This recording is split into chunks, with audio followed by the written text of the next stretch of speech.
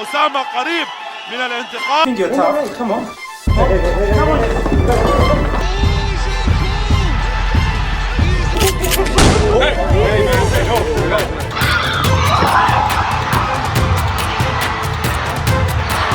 He was the first guy to be punished. He not only ignored his opponent's handshake, but also rudely thrust his fist in the opponent's face. Sandhagen, who was courteous and polite, even deliberately wiped his hand on his pants before attempting to shake hands. Yet his humility did not earn him respect. He was ignored twice more by his opponent before the fight began. This guy was overly confident, perhaps forgetting the first rule of sportsmanship: respect your opponent. Though Sandhagen had an excellent temper, he was now provoked. Sandhagen effectively utilized his physical advantage, making it impossible for his opponent to land a hit. Jose Aguayo, this discourteous individual, was having his confidence shattered bit by bit, yet he still clung to a glimmer of hope. But Sandhagen, who had suffered too much humiliation, was not about to give him chance.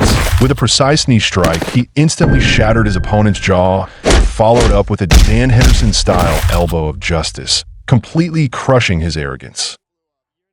Look at this scoundrel doing. He tried to bully his opponent before the match, roughly pushing his face. Little did he know that in Arab countries, this is considered a grave insult. His bullying sparked a melee between the two teams, almost leading to the cancellation of the match. This daring individual is Mustafa Rashid. Before the fight, he once again showed his arrogance, refusing to shake hands and mocking his opponent. However, he underestimated his opponent's anger. Egyptian fighter Osama Al-Sadi was thoroughly provoked, launching a furious attack from the start. Though daring, Rashid is no pushover, knocking Al-Sadi to the ground twice within the first minute. Rashid's tactics seemed to work. He successfully provoked his opponent with his pre-match rudeness and tried to capitalize on Al-Sadi's impulsiveness. Yet he underestimated Al-Sadi's determination and perseverance. Al-Sadi calmly adjusted his tactics. Midway through the second round, the opportunity finally arose. He knocked down the Saudi fighter with a right hook and began pounding his head until the referee intervened. This guy made a huge mistake.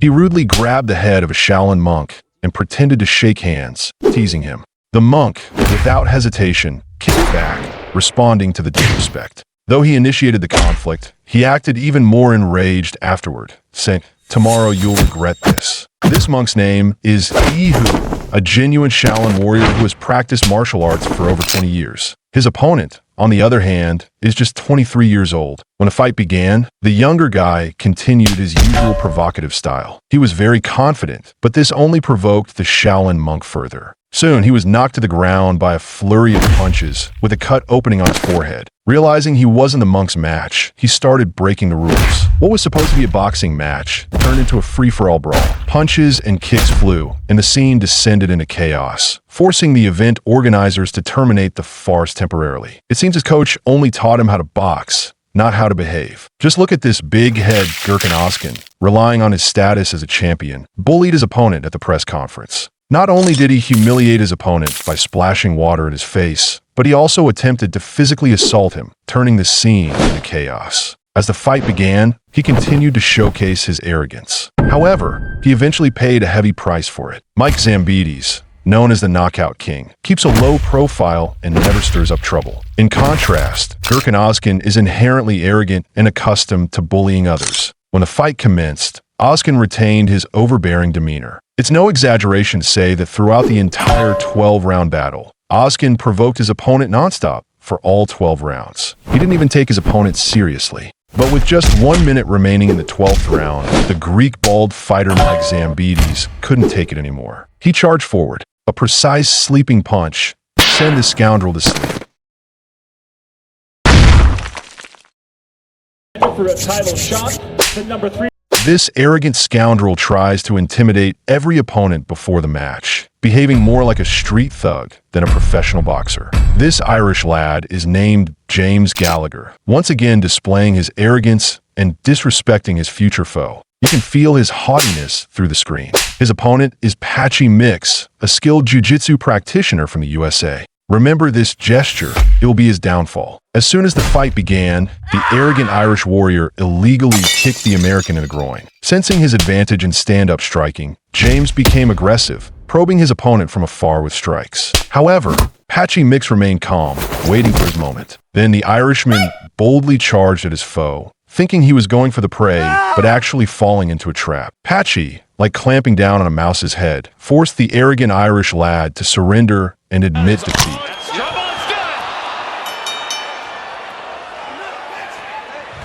And Patchy Mix. This guy tries to prove his strength by bullying those weaker than him. Look at his arrogant expression and the helplessness of his victim. This isn't the first time he's bullied someone.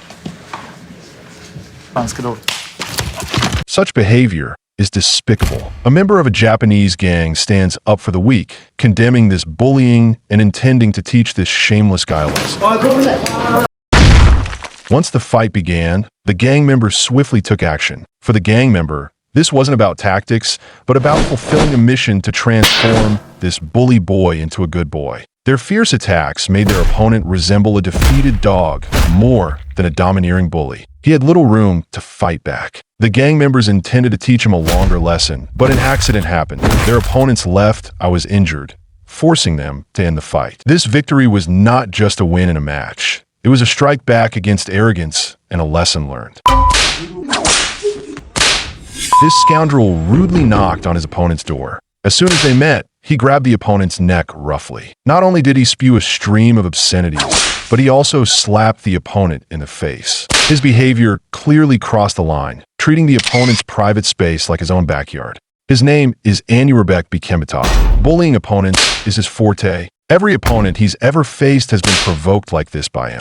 But this time, his over-the-line behavior successfully enraged the opponent. Before the fight started, he still taunted the opponent as a weakling. After the fight began, Bikemitov took the lead and kicked the opponent. Remember this kick? It was his only attack of the night. Marcel, who had been humiliated before the match, chose to start the battle from the ground game. When everyone thought he was in a passive position, he pulled off an incredible reversal. Facing the risk of a broken thigh, Bikemitov had no choice but to admit defeat in a disgraceful manner.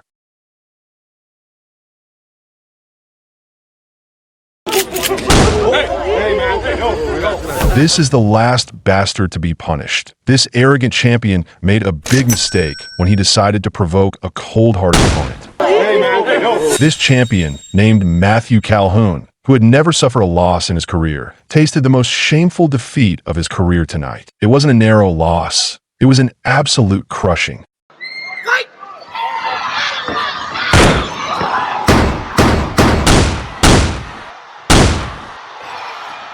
Jason Solomon is also a typical cautionary tale. After staggering onto the ring like a drunkard, the first thing he did was mock his opponent. Then he even made indecent gestures towards the ring card girls outside the cage. Once the fight began, Solomon charged at his opponent like a sports car with the pedal to the metal, only to run head-on into his opponent's long-prepared heavy punch. The fight lasted just 9 seconds, and Solomon was out like a light.